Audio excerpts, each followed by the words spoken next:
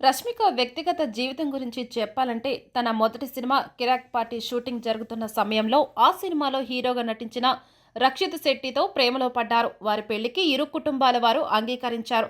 దాంతో 2017 జూలై 3న విరాజ్పేటలో రక్షిత్ శెట్టి, రష్మిక మదన్నల నిశ్చితార్థం ఎంతో ఘనంగా జరిగింది.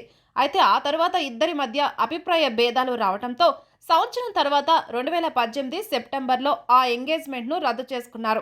ఈ విషయాన్ని రష్మిక తల్లి సుమన్ అధికారికంగా ప్రకటించారు. గీతా గోవిందం చిత్రంలో విజయ్ దేవరకొండతో కలిసి నటించిన సమయంలో అతనితో రష్మికకు స్నేహం ఏర్పడింది. ఆ తర్వాత డియర్ కామ్రేడ్ చిత్రంలో కూడా ఇద్దరు కలిసి నటించారు. వారి మధ్య ప్రేమాయణం కొనసాగుతోందని, త్వరలోనే పెళ్లి చేసుకోబోతున్నారని సోషల్ మీడియాలో విస్తృతంగా వార్తలు వచ్చాయి.